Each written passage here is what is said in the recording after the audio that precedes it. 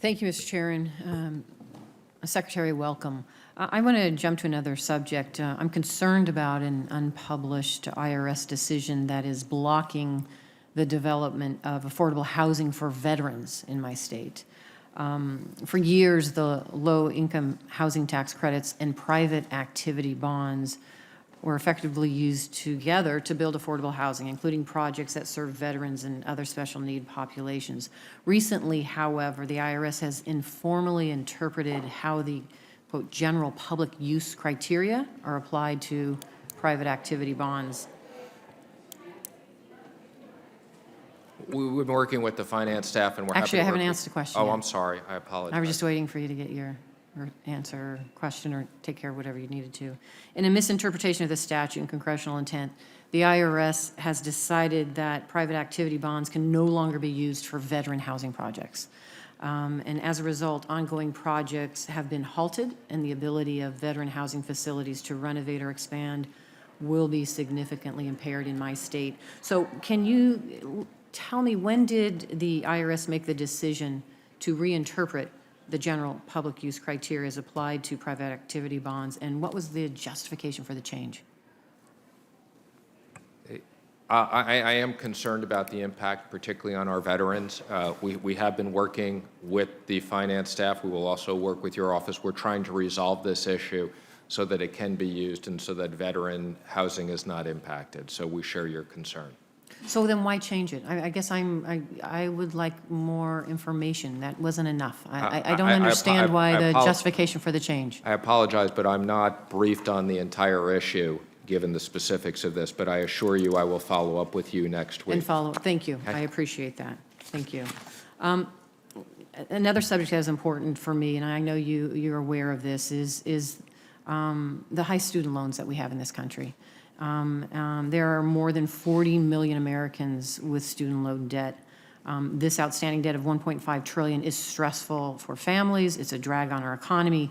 And the Consumer Financial Protection Bureau has a position which is called the Private Education Student Loan Ombudsman. And that ombudsman is designated by the Treasury Department, is my understanding. And I understand the previous gentleman who was there left the Bureau because he had concerns that it had abandoned students, it was no longer enforcing the law. I'm curious, have you read that letter, and do you agree with the concerns, or are you aware of what is happening here? I have read the letter. I am aware of the concerns. We don't necessarily agree with the concerns. I've had my legal department review it internally, and we are working to replace that position. Again, our responsibility is to effectively designate the person, and that person has the responsibility carried out, but it is something, it's an important position that will be dealt with. And do you have a time frame of when you're going to fill that position? Very soon. Okay. And is that individual going to be committed to ensuring that students and protecting student loan borrowers from servicing errors like miscalculated payments? I would say that person, that will be part of the responsibility. Again, that's an important issue that person will have to review, but it is ultimately, we need to make sure that the servicers are probably enforcing their responsibilities. Okay. Third subject I want to jump to is U.S. Debt. Isn't it true that the U.S. national debt is more than $25 trillion? No, it's less than $25 trillion. So I'm looking at the U.S. debt world clock. That's not accurate? I don't believe that's the exact number at the All right, time. so what is our national debt then, if that's not the case?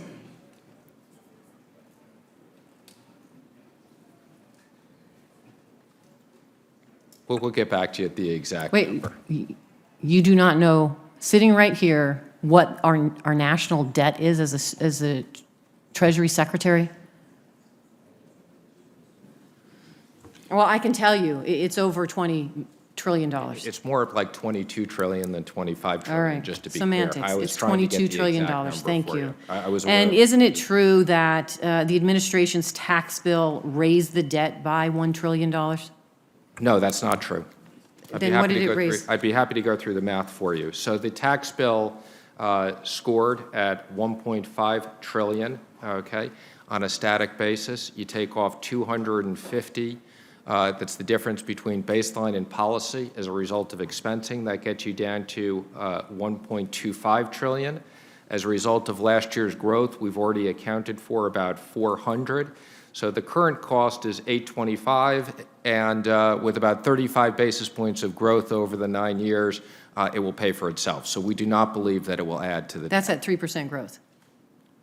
No, what I'm saying is all you need is an additional. You just said basis points of growth over 9 years, and what basis point are you looking at? The break point is about 2.55. We believe that we'll get 3%. At 3%, it Okay. pays down the debt. So it's The just break under $1 even is- trillion right now.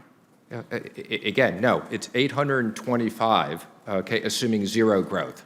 Okay, if you assume. So when you say it's 3% growth- $825 billion right now, Again, just to be clear, the way this was scored was on a static basis at 1.5 trillion, okay?